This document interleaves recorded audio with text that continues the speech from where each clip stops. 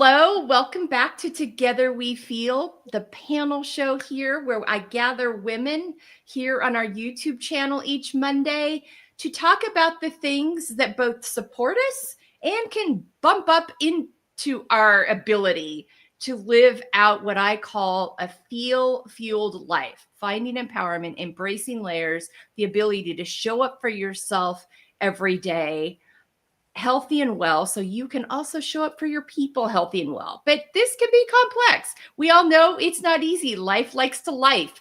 And so today we're going to talk about come as you are. Come as you are is an open book. How are you today? How are you this minute? How are you this week?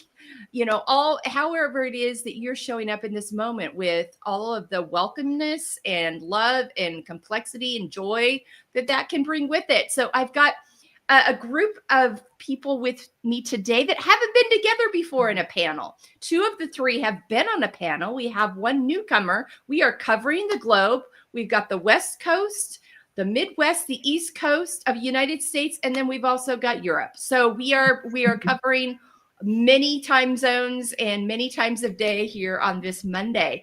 Welcome, my friends. I've got Kira Hartley Klinger, Laura Tolosi, and Jasna, say your last name for me. I do not want to. Kaludjerovic. It is so long and too complex.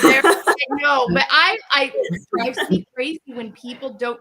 I'm like, if you can't get somebody's name right, then have them say it right. Because, and I think I'm more sensitive about that because my last name's Crook, and nobody wants me to be Melissa Crook. They all want me to be Melissa Cook. They cannot comprehend that someone would have this last name. So I think it's less about they can't say it, more about it's like an inner denial. Whereas so I'm like very passionate about people's names being said correctly. So thank you, Jasna, for helping me with that. Today on this Come As You Are, I'm going to let these women share why it is they wanted to be here today, what is on their hearts today to share. I'll kick it off. This one's a little more wide open for me. It's been raining here in Central California. We don't get a lot of rain. So I'm the PNW girl, Pacific Northwest girl. So when we do, I kind of huddle in with my blanket and light my candles and kind of enjoy the fact that it actually kind of sort of feels like fall here today, which we don't always get. I love the sunshine we get, don't get me wrong, but I'm kind of enjoying this, kind of cuddled in this weekend, watched some football, watched some movies, had my candles lit. I think the thing that's on my mind this morning, and this is a tricky one. I don't think any of them will watch because they're book readers more than they are watchers of podcasts. But I have a complexity in my broader family unit where a family member got engaged this weekend and nobody really knows what to do with it because it's been bumpy. And so are we excited about this? Are we not? Kind of waiting for signals from the parents because in all fairness, I've never met the other half of this couple. I've only know the one side that's part of my family circle. And all the information I've gotten about this relationship has been via my best friend who's like my sister, who's like family. And it's she and my adopted mom are my source. And so in all fairness, I've not seen this couple in context of each other. So I'm getting a lot of family, like the announcement came out and I was like, we had just had a conversation a few weeks ago about it. It was kind of a funny, not funny story. And I'm like, okay. And, two of my three daughters were with grandma this weekend when the news came out. I'm dying to hear what they have to say about visit with her and all of this. So my thing is like, gosh, I think my approach is going to be, okay, this has happened. I sent a message to my person right away. I'm like, hey, just saw this. How are we feeling? And I got some nice pictures, a message about the weekend. There will be a phone call. I promise you this week. Like, okay, so are we okay with this? Like, I need more. I'm going to use you as my guide. I really, really want to not be judgy here. But I need more information. Please help me. So it's like, so what do we do with those situations that come up in our family or our broader extended family? And it's these kinds of things. And it's like, you're going to be invited, you got to go. How do you get okay with it, or when you don't know what to do with it? So that's it feels like a Netflix movie. Oh my gosh. Yes, exactly. Yes, that's exactly it. Yes, that's exactly it. All right, Kira, help me out here. Bail me out of this. What brings you here today? As far as the unexpected announcement, you're probably barking up the wrong tree, because I've always been the unexpected announcement. So, I'm the one that came at marriage the first time around because I was pregnant at 17. And, everybody knew that we were out of our minds and immature, had no idea what we were doing. And so then after getting divorced after 23 years, and then 4 years later deciding to get married again, it was the same thing. Everybody's like, oh, so I'm on the receiving end. So luckily, the core family people continued to show up, but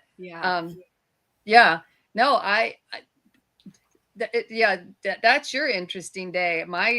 My day, like you said, I've been up since 4:30, so I've already gotten 22 orders out and fed the animals, and I just had the ever so delightful doctor's appointment, and then I treated myself to the thrift store afterwards. But well, and I forget what the technical term for it is. I'm like the 2% of people and everything, good, bad, whatever. If it is in the fine print, it's me.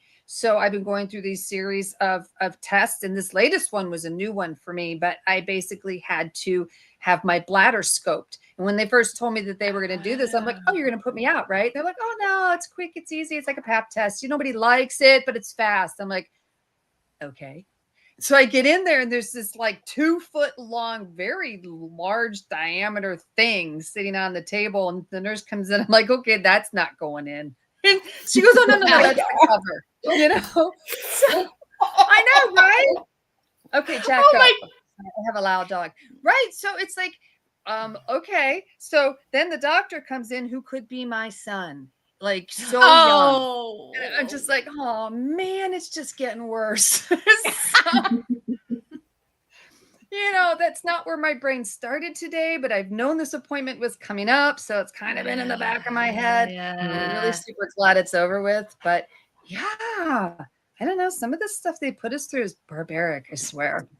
It's just, That is just another chapter of women's health where I'm just like, geez Louise. And then, insult to injury. Read the room. You don't have one woman in the office, in the building, somewhere that can make. Oh, she came in with him. She did come in when the moment was magical, but I was just like, oh man, you're like as old as my kid, dude. Do you know what you're doing? Are you sure? Have you ever done this before on anybody that has a beating heart? God. And the whole time I think, I'm sorry. Just get it over with. Yeah. Apologizing. Yeah. Apologizing doesn't take the discomfort away. So how long did it last? It was over in like a minute, which was great. Okay. And he basically was full of dialogue the whole time, telling me this, that, and the other, and whatever. So over with, glad, move on. Can I go home now? This is what I was looking forward to. This was my reward, So we've got this great little Christian thrift store that is in the same town as everything I do. And everything is dirt cheap. And because I'm into buying and selling, I go there every chance I get because I want to see what people have donated, dropped off, whatever. So that was my reward. But then I was like frantically, oh crap, I got to get home. And so I think I got home at like 13 minutes before the interview. So I was going through my stuff and I was talking to you. Okay. So that is a heck of a way to start a Monday. I know, right? Honestly, the worst part's over. Like he got out of the shit. It's got to get better from here on out. Oh my goodness. Yeah. All right. Okay, Laura, what have you got? Well, I was excited because I haven't been here in a long time, to be Yeah. honest. So I was looking forward to this just out of curiosity, like just to kind of catch up and see what was going on. And Melissa, you can weave everything beautiful no matter who you have. You have this great, ability to create this beautiful tapestry. So I came in, I'm like, whatever, whatever we're going to talk about, let's just bring it. But so we've got a lot going on. And so, to your point, Melissa, I'm like Switzerland. I'm like, oh, give them a chance. Like my husband, he's like, you always say the opposite of whatever. And I'm like, well, you don't know what's going on, and let's just see for ourselves. And so I'm always like, take a step back just to give people that opportunity, and just be an observer and just and see how things are without kind of going in with. Of course, you want to know, like, is it good or is it bad? But I'm always like, well, maybe everything is okay. Yeah. So that's kind of like, where I'm coming from. And Kira, I kind of basically I actually have a doctor's appointment coming up this week myself, believe it or not. Because I just don't really go as much as I just have not. I'm the opposite now. Like I won't put myself through anything like that. That's just, so I'm like the other thing, like you're a kid, especially when you see them, when you go to these appointments and you see that, in really any area of life, when you like, the kids they're not kids, but they're adults, but they look like your kids. And you're like, oh, they're so cute. And I'm like, oh my God. Like thinking them like, I'm like, oh my God, I can't believe I'm at this point where I'm like, looking at them like, oh, it's such a cute kid. Like, well, no, we're the elders. It's not fair. I know. Yeah. So it's interesting. It's funny. So I hear you with that too. I have an appointment with a woman actually. So that, like, that's something honestly that I do make sure that I try to, if all possible, to always go for a woman. That's just my comfort level, for any type of, some type of appointments, whatever it's for, you don't have that choice. Yeah. But that's just my comfort level. And, I want to, for certain things, I have to see a woman, and I'm going to make my effort to see that woman.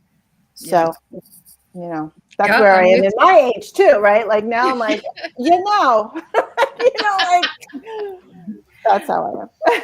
I know, it's so true. I have, my oldest daughter, and even my middle daughter is getting to this point, but my oldest daughter for sure, she actually has friends that have come out of medical school and are practicing doctors now. And to me, they're just like, they kind of lock in at an age for you where you're just like, oh, you're just still that middle blocker on my daughter's volleyball team. And now you're going to save my life. Oh, all right, here we go. It's just it's such a bizarre thing. And thank you, Laura. I think that you made such a good point. It's funny because I will tell you, because my husband's been so funny. He's very protective of these boys that are part of this family group. This one's the youngest that just got engaged.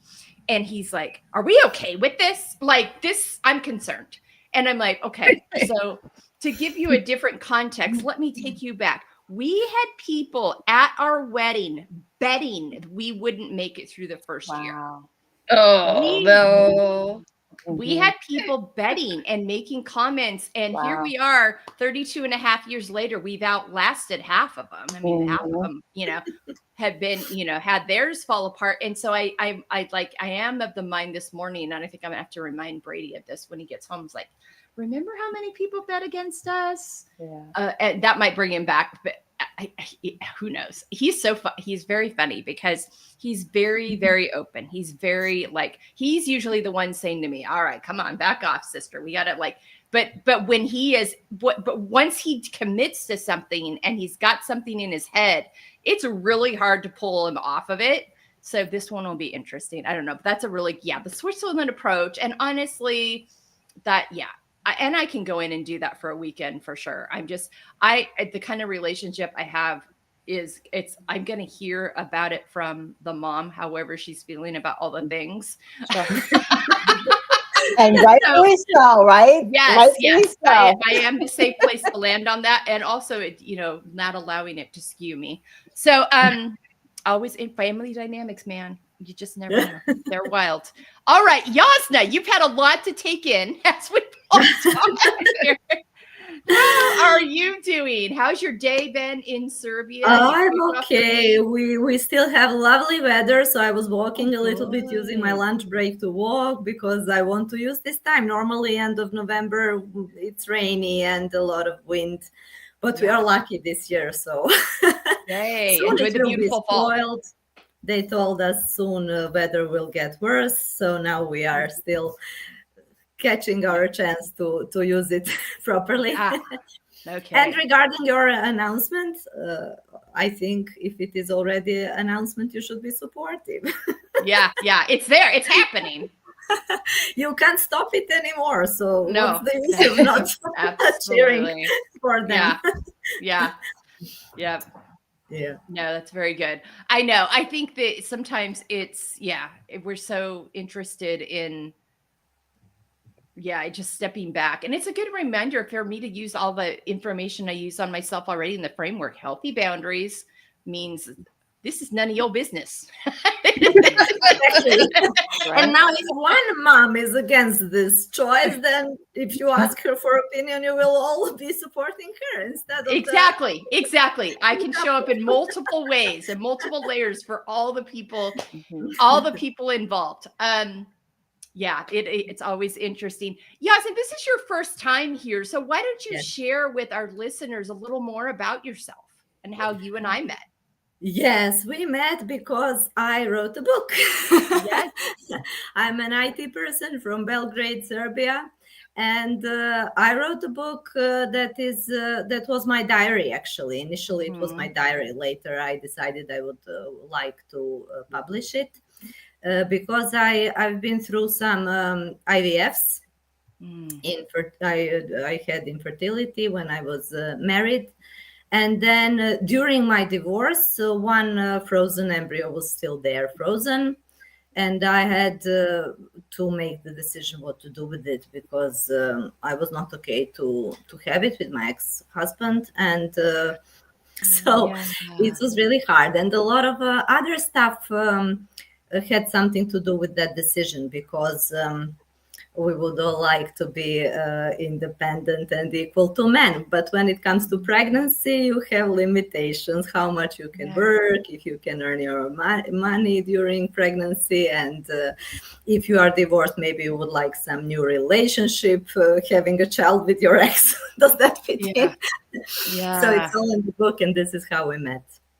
Yes. And I appreciate so much Jasna's willingness to go there to write this book, to tell the story of women of so many areas. And I wanted you to bring it up because we have a lot of different medical things happening today that are just everyday things. Kira shared about her, appointment this morning. Laura's got an upcoming appointment. I have blood work done every 6 months to make sure that my bioidentical HRT cream that I use is at the right level. And then they test other things too. And I'm at that age where it's like, there's something's always just a little bit off. Nothing that says there's anything wrong with me. But I think part of that midlife and getting everything in balance is I was like, oh my gosh, can I just go to one where everyth's just green, no red? And it's just like always just barely over. So they're like, you need more water here. You need less of this here. You need to get your cortisol levels. I'm like, and it's always like that one little thing, nothing life-threatening. I'm very fortunate. I've got it dialed in. I've got a good, practitioner who's helping me watch it. But it's just all of a sudden I was used to for years. Everything came back good and green all the time. Everything was healthy and no questions until I hit like age 45 when my, that was really when the perimenopause kicked in for me. But all these cycles and, everything, just a roller coaster all the time. I'm trying to figure out how to navigate this new season with my body. And so got some of the results back and I was just like, there's just a couple things. And I kind of know like, oh, I was pretty dehydrated that day, or, oh, this might be happening. But then I have a lot of, I deal with a good old partner that's letting me, fires off missiles in anxiety land whenever like certain things come up. And so trying to keeping it in check and remembering to tell myself what's true about this, what's not true about this, not letting my thoughts run away with me, reminding me that all my thoughts aren't true. So all these little things that come up for us in these scenarios. But I think, back to, just having safe places to talk about these things that happen in our lives, in our bodies, with new seasons that come up, and all of us in our various ways being willing to talk about it, because it's in talking about it that we invite other women into the conversation, that we let them know you're not alone in this. There's a safe place to land. You get to ask questions. You get to have doubts. You get to not be gaslit. You get to let people know that you're having this experience. And sometimes you don't have all the answers, but it really opens the door to that. We've also got a person who's listening this morning who's asked, how do you guys feel about the concept of strife? And so I think strife is a wide open conversation. There can be strife in a lot of different things. I think for strife, I go back to, what are your values? What do you care about? What do you hope to accomplish as you work through this strife? Strife's going to come up in our lives. Our life is going to have, we're going to have disagreements. I just shared a potential strife of my own this morning. But it's keeping an open mind, being a good listener, and when you listen and being willing to communicate about it, not being passive aggressive, and being willing to have the hard conversations when the strife comes up, so it doesn't become bigger than it has to be. And also understanding the importance of surrounding yourself with people that want what's healthy for you, and being and knowing where it is you need to draw the line in terms of what you will and won't allow in your space, but always being willing to communicate your healthy boundaries, your expectations, your hopes, and not going back to that thoughts thing, making sure you have all the information, which is where the listening comes in, and the asking questions, not listening to answer, but listening to learn, to see how can we work through this strife and come out in a place that's respectful and honoring to each other.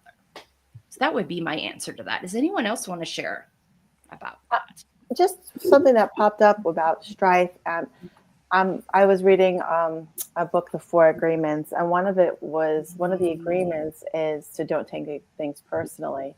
So my approach is, you can go into that conversation or whatever happens, and just like you said, Melissa, with your boundaries, whatever, but still not to take things in a personal way, like kind of like being the observer. Okay, this is what's going on, and be almost like the outsider looking in of the situation, because then you can respond very differently if you're not taking it personally.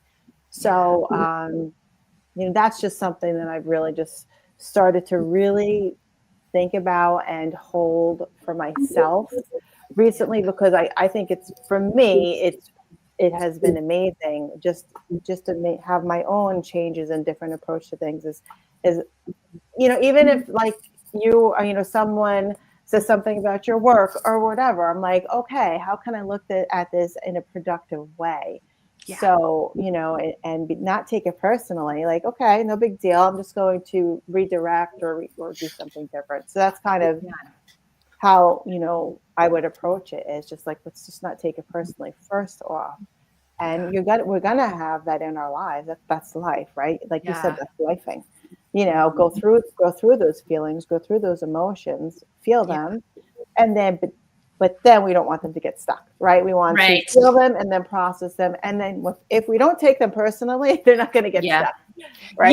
Yes, because we know it's not about us. And also, I love what you said, and it's part of my talking points on the podcast, is that mental, emotional, physical health is all connected.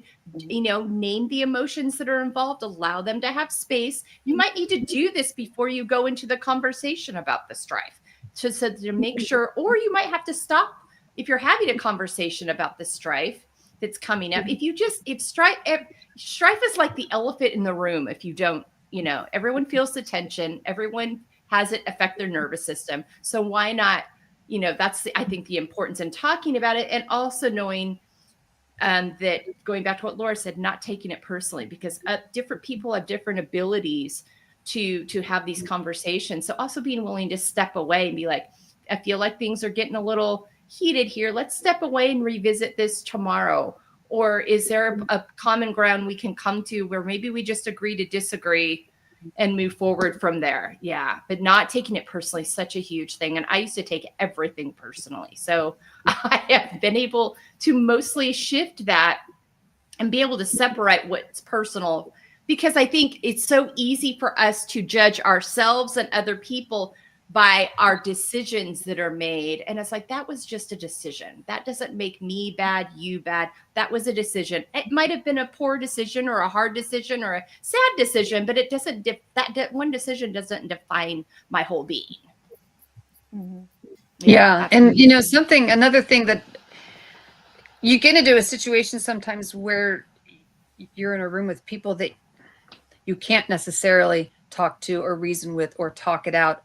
I've had overbearing people in my life for many, many, many years. And at some point it became a survival tactic to just choose to not engage.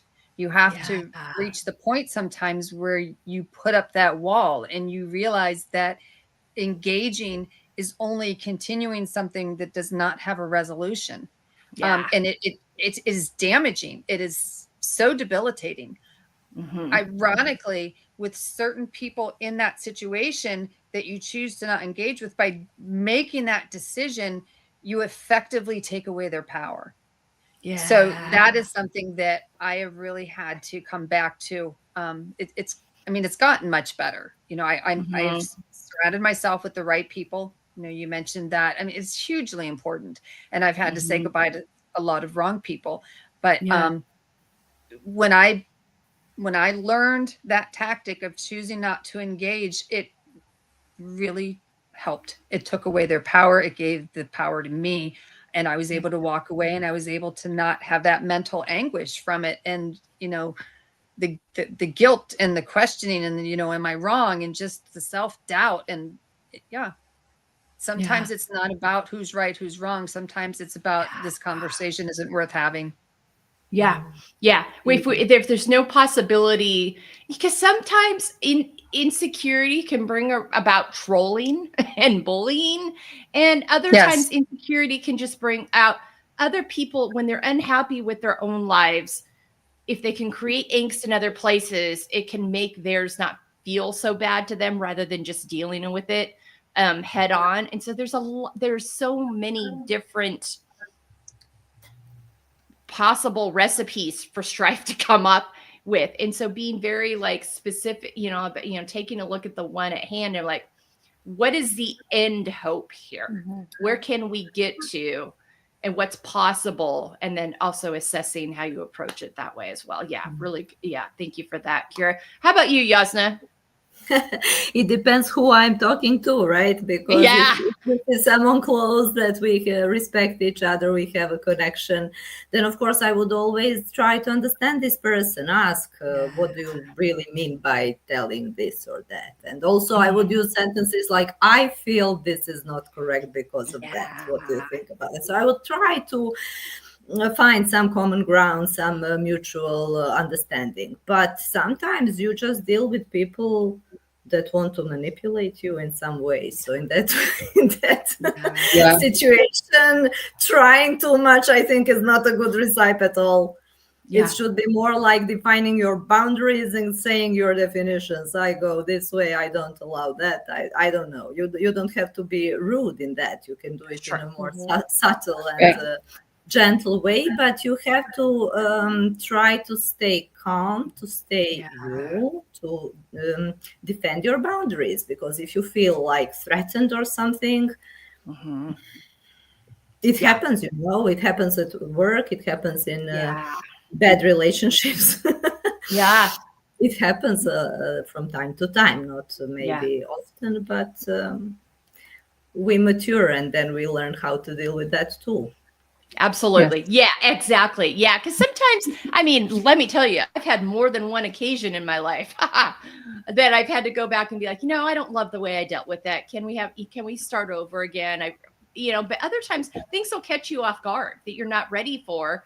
And it's okay for you to step away from that, to give yourself time to collect yourself. You don't have to engage in the moment. I tend to be a very emotional responder.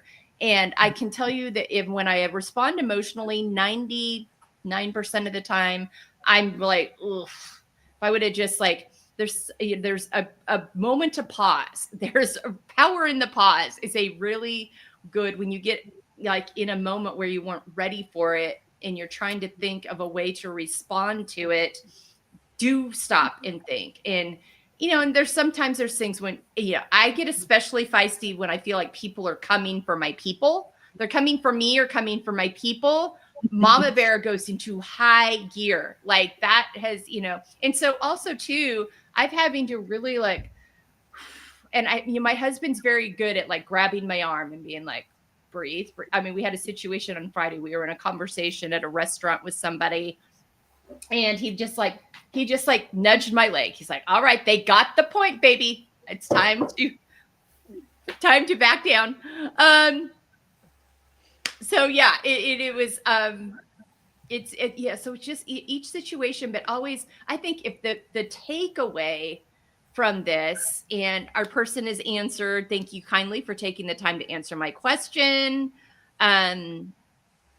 So awesome that each of you took so much time to answer my query. So you are welcome. Thanks for chiming in. And that's something you can do here, folks, is especially on any of our, whether it's a predetermined topic or a come as you are, you can bring your questions. We'd love to talk to you about it. We all have different lived experiences. And we all have our ways that we have learned over time to engage in these situations. But my takeaway is going to be power in the pause and just like, okay, what is the healthiest outcome that can happen here? And how do I get to that? And that could, healthiest outcome, might require some hard decisions. It might just be clarifying some misunderstandings, because it goes back to so many times we want people to read our minds, to know. Can't they tell by the way I'm stomping around the house and slamming doors and, breathing heavily and heavy sighing that something's not working here? No,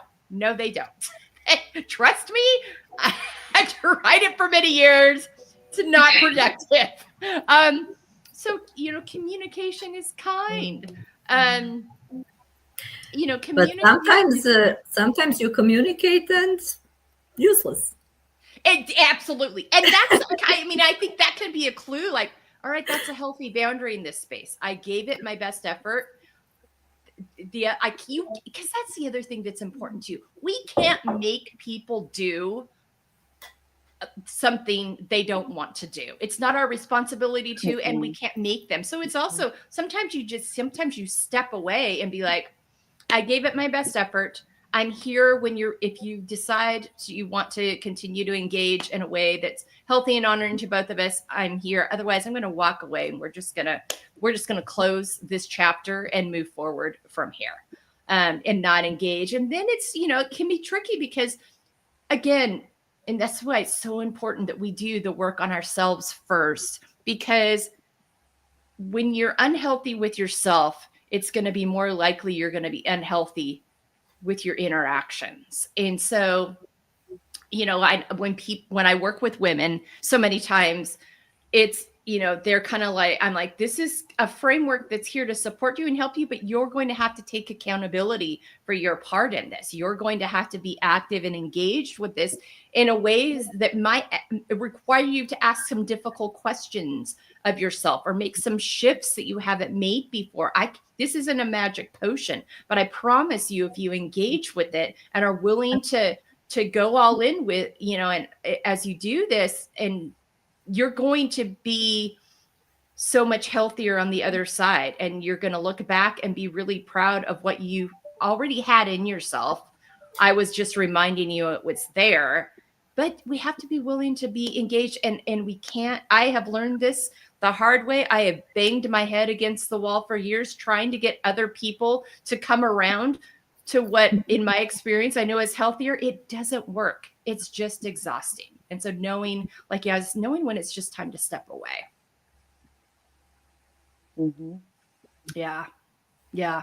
So interesting, isn't it? All right. Well, that was fun. We haven't got a chance to do that before. So thank you so much for allowing us to say. Her last comment was, I usually shy away from talking in bigger groups like this, but you guys seem really mindful and considerate. So it feels like a safe space to speak. That warms my heart. Laura's been with me for a couple of years now. So Laura knows how much that means to me. Beautiful. That's my whole hope.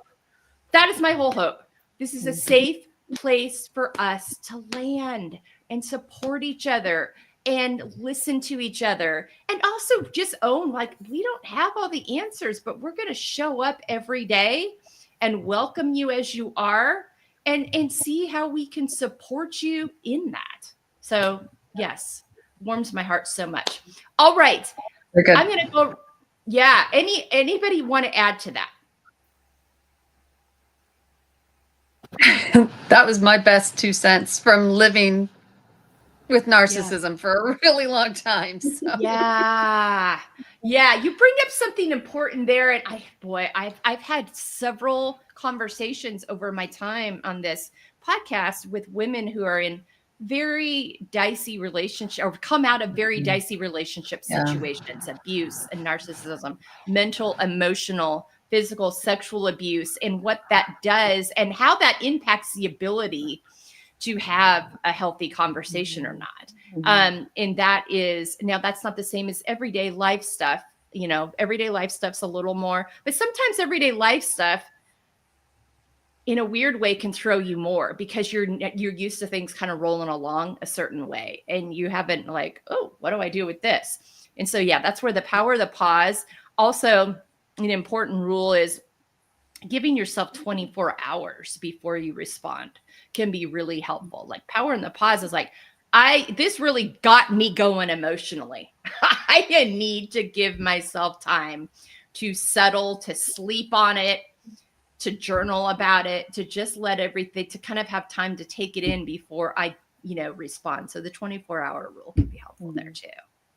And what's the end game? What's the end result? Like, if you disengage, you don't put energy in there, like, what's the end result? Like, do you want to continue? Where is it going to get, so those are, when you do pause, you can actually be like, well, what's the end game here? What's the end result? Mm-hmm. So you can start thinking about those things in a different way as well. Like, you're going to continue to, have the strife or whatever, or, just don't put the energy there anymore. Right. Yeah. All right, ladies. Well, we are, I can't believe this. We are 10 days out here in the United States from the holiday season. Our version of it officially kicking off. We have Thanksgiving here in the US, which is its own complicated holiday, but that's for a different day. But that's kicking off, and that means a lot of gatherings are happening. And my panel last week was about, how do we get ready for the holidays? I run into so many women that are like, oh, the holidays, they're exhausting. And I'm like, whoa, that makes me so sad. I love the holidays. And so we talked a lot about just having a plan going into whatever it is, whether it's the kind of gift giving that's going to happen, how we're going to prepare the meals, how much time we're going to spend in that said place. Are we going to host? Are we going to invite racist Uncle Joe?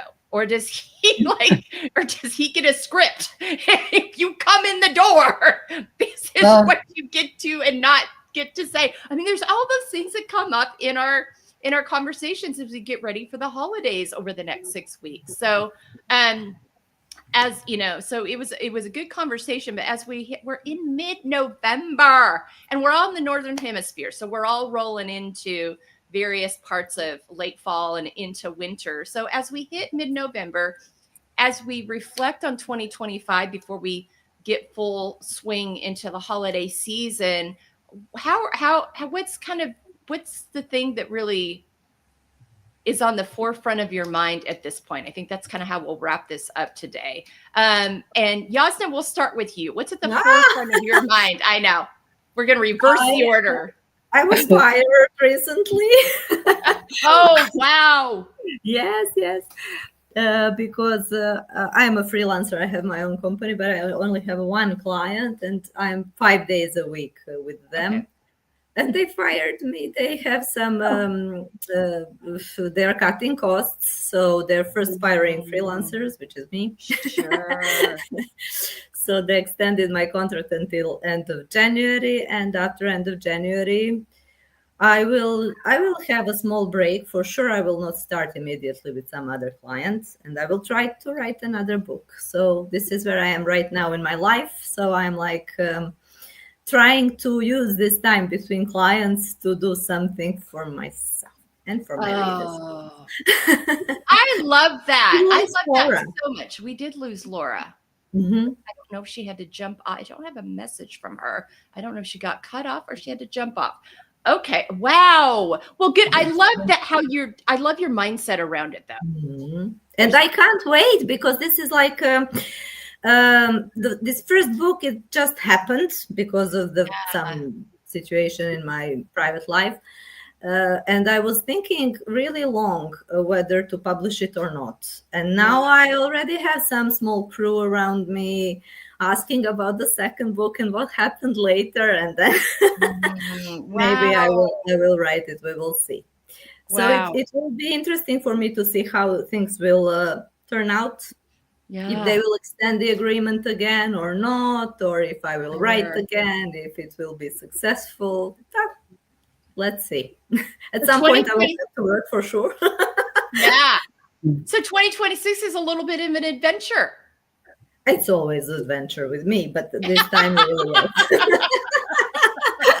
Oh my goodness. Oh my goodness. That's so true. Okay, I'm going to add Laura back. Laura's bouncing in. Laura's going to let you go. Right. I'm so sorry.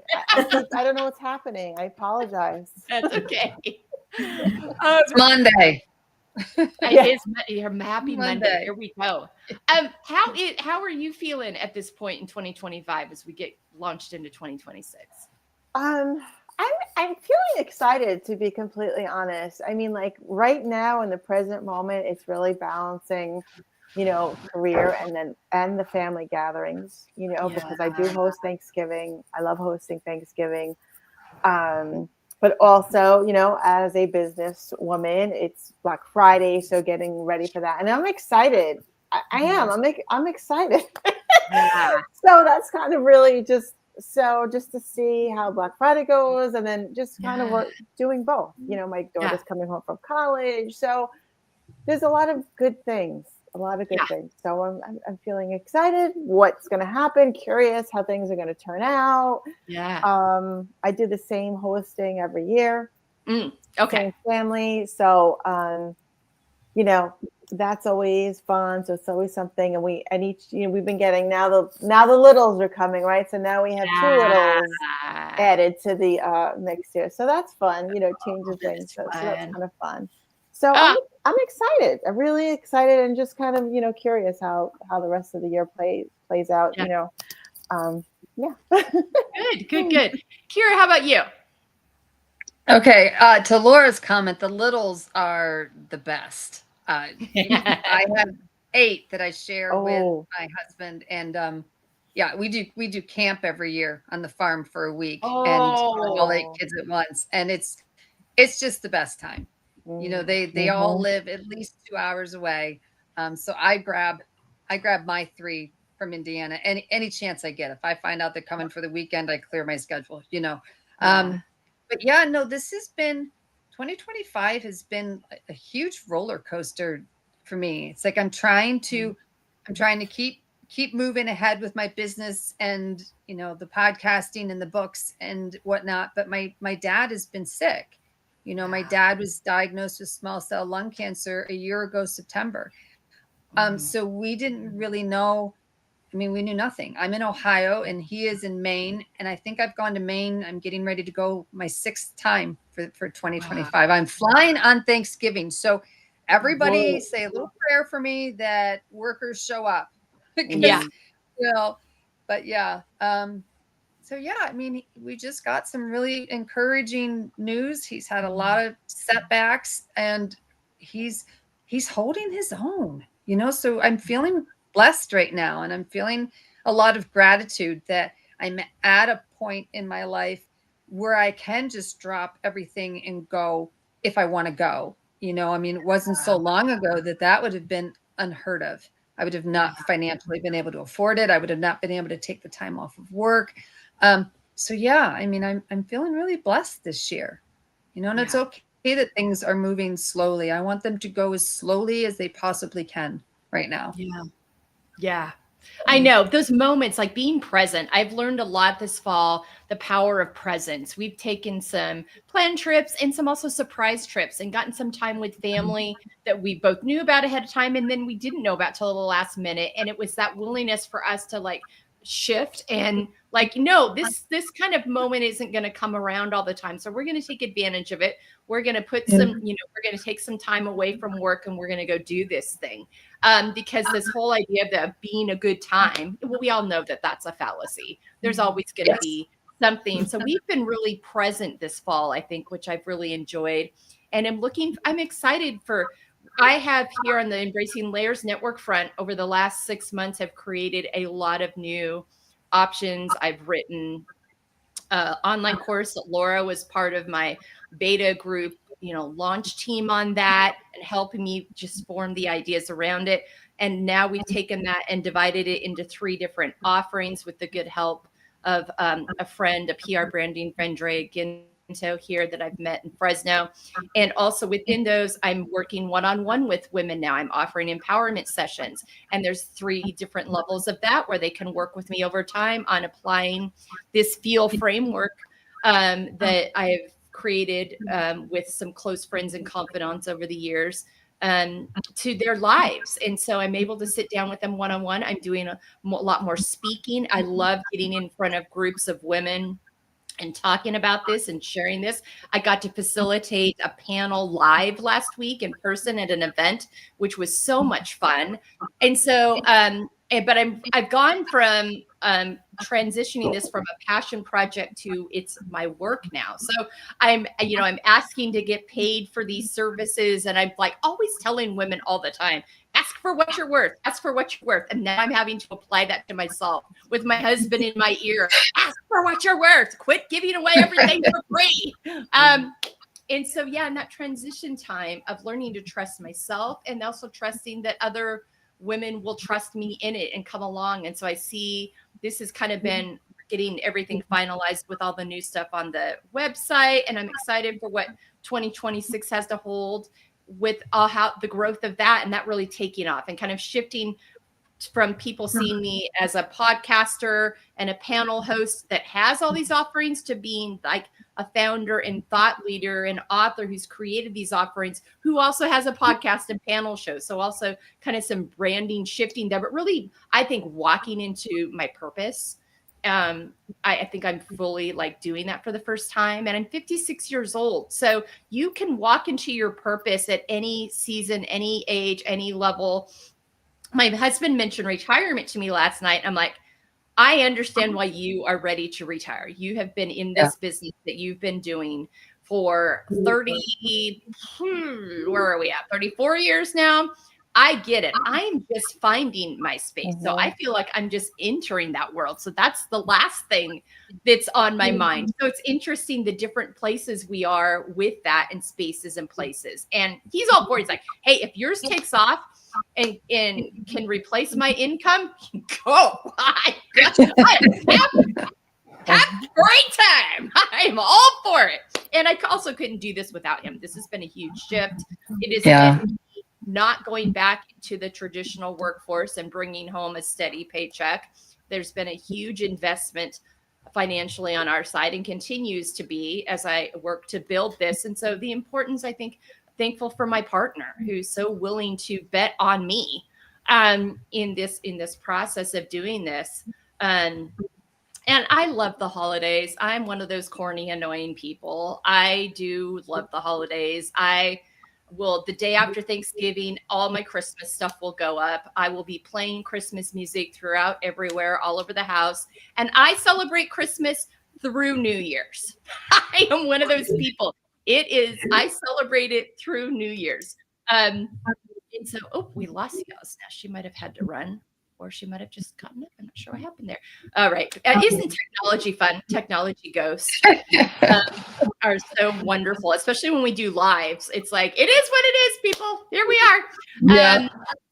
And so, yeah, I think I'm excited for our holidays are weird this year. It is my kids it's the year for them to be with the other side of the family. And so it's a different, that's a new thing in my life. And the first time it happened 2 years ago, we spent it. Oh, there she's back. Okay. We spent it with my sister-in-law and her wife in their beautiful spot in the Monterey Peninsula here in California. And they got me through it like a champ. It was actually a really wonderful time. So we may do that again. Our youngest may be with us. She hasn't decided what she's doing. She was in Europe 2 years ago with her best friend for Christmas on her college break. So we'll see. So it'll look different this year. My husband also works in a university higher ed administration.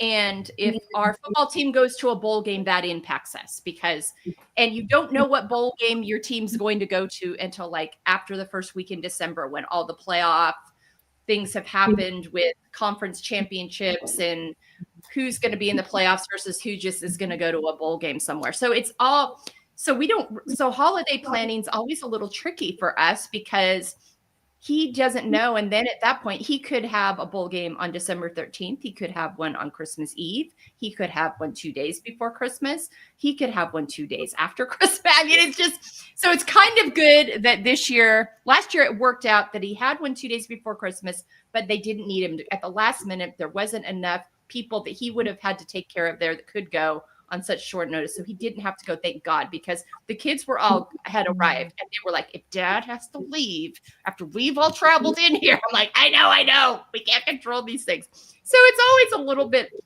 I think the difference this year is I probably go with them this year since we don't have, so we don't really know. I think we're going to go to North Carolina early in the month to be with one of our kiddos and her partner.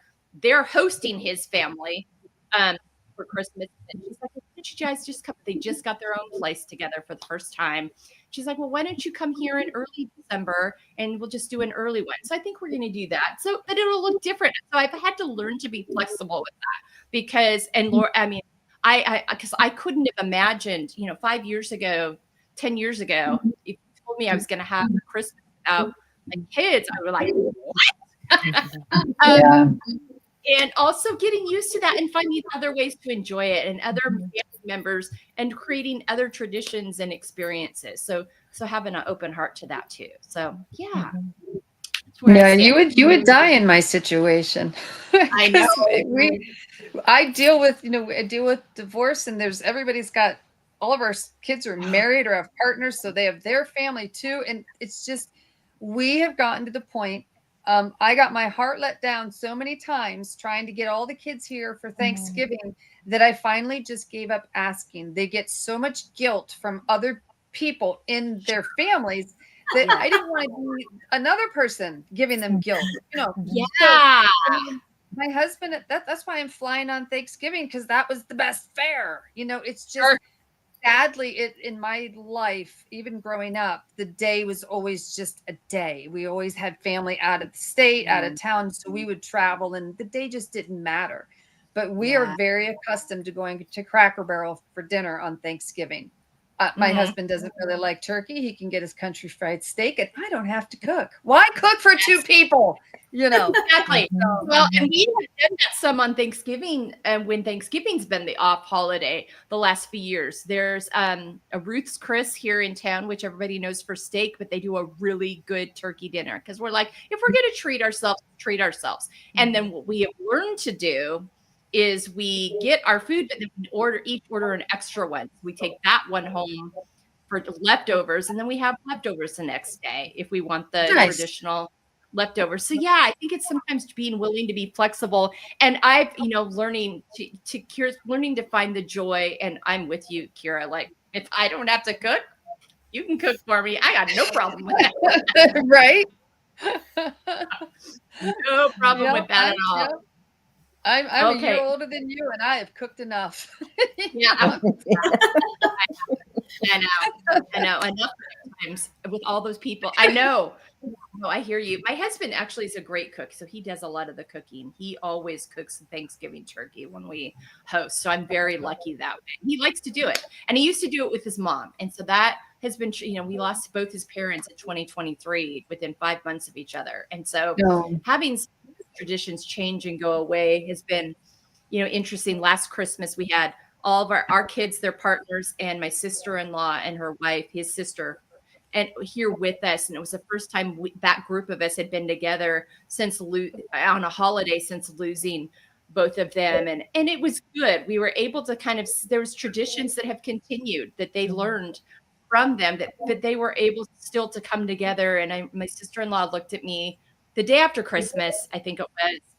And we were sitting around doing a puzzle, and she just looked at me and tears in her eyes. She's like, "Thank you so much for including us." And it was just kind of I think a warming of our hearts that we can still go on and carry on these traditions and be together joyfully and remember them mindfully. I mean, my father-in-law's birthday is on Christmas Eve. So we will always toast Papa on Christmas Eve. Used to be the first half of the day would be his birthday. The second half of the day would be Christmas Eve.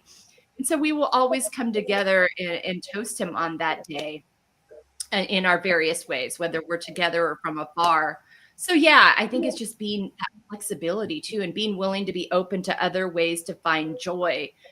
So rather than me being like, nobody's coming to my house this year, I'm like, you know what? I'm still decorating, because people will ask me, "Are you still going to get a tree?" I'm like, yes. I'm like, I am a fresh tree. Give me the smell. I want a live tree in my house. I am not a fake tree girl. Don't try to convince me. I've moved 12 times. So people are like, "Why don't you just get a fake tree?" I'm like, no.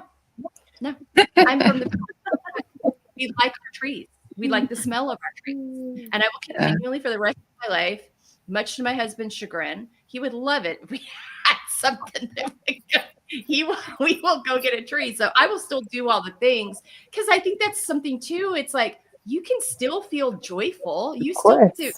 It's the joy. It just looks different. It doesn't have to be, so being open to the possibilities within that. All right, ladies, thank you so much for being with me today. I'm going to allow you to share one last thought. All of these wonderful women and their resources will be in our show notes. So go to our show notes to check out how you can find and follow them, get their books, learn about their resources, work with them one-on-one. Laura's got great resources to offer help on that. All right, let's start with Kira. Last thought today for everybody listening. It's perfect timing too, because my dog's getting ready to bark at me again, so he might be interjecting. 1 minute, dude. Hang on. Okay, as we are going into the holiday season, this is going to be my thought and my goal for people. So 1 year when we went out for Thanksgiving dinner, and this has stuck with me. These people, they work in restaurants, they work in the service industry, whatever, they get stuck working on the holidays. It's easy to look at this situation and just take it for granted. I don't do that anymore. I try not to. We went out to eat 1 year. There was a very large family there that was making a very large mess, and the waiter was doing everything he possibly could to keep up with them, to make them happy. We got there just as he was cleaning up the food off the floor, the mess off the table, and putting the $1 tip in his pocket. And I had asked him, I said, is that your tip? And he said, "Oh, it's fine." I said, "No, it's not." I'm like, "Is that seriously your tip?" And he just wouldn't own it. He's like, "It's fine." And so I didn't have a lot of cash on me. I never do. It's a digital age. I had a $10 bill. I'm like, "Please take it." And I had to fight with him to take the tip, but it's just shameful. So I try to be the bigger person, especially around the holidays, to appreciate our service people. Yes. And have a good day. Thank you for coming to work today. so I don't have to cook. But anyway, and even your family, missing your family gatherings and all the things that yes. may go with that. Yeah, people's stories. Thank you for that, Kira. I love that. My writer on my staff, Jessica, is I've got 3 people who help me. They're contract employees for me. I can't pay them full time, but so they all have other jobs. And Jess works in a restaurant and has had to work on Thanksgiving and has been in that position. And I'm always so mindful of her, and we always send lots of love to her. But thank you for that. Just be kind and be patient. And take into consider they're people too. They're people too. They're not just there to serve you. They're actual humans with a story. Yes. Seeing their own holidays. Yeah. Exactly. All right, Jasna, any last thoughts? Well, it is not my holiday season because we don't have Thanksgiving in November. Our Christmas is on 7th of January because we follow Orthodox calendar. Yeah, that's right. So it will be the New Year's Eve is the first holiday for me, but I wish you all a lot of joy, a lot of nice time with your family and friends. Cook a little. Cooking is creative and joyful too. Yeah. Yes. You and Laura totally agree on I will cook, at least for myself, if not for guests and family, and I will enjoy it. I will practice during my unemployed period. After. There you go. Embrace that. That's a great. You have such a wonderful, right? Exactly. I love that so much. Have a nice time. Enjoy. Yes. Well, and thank you for bringing up that. I think we forget that around the world, of course, we know other countries don't have Thanksgiving, but even the way we celebrate these other holidays, Christmas, Hanukkah, Kwanzaa, they can all look different in different places and spaces. And the dates aren't all the same. Like, not everybody's Christmas is December 25th. So thank you for sharing that. I appreciate that. And it's such a good reminder of the nuance of our stories and how we even do, how we honor and celebrate things. All right, Laura, how about you? I just really everyone to have a beautiful, holiday season. What was popping into my head was what I try to do is us to all be present. And what I mean by that is, in our day and age, we all have our phones. And so, we try to be present with the people that we're with as we're eating versus looking at our phone. So that's just kind of one thing that, let's try to be present with who we're actually at the dinner table with. And honestly, always to enjoy your meal.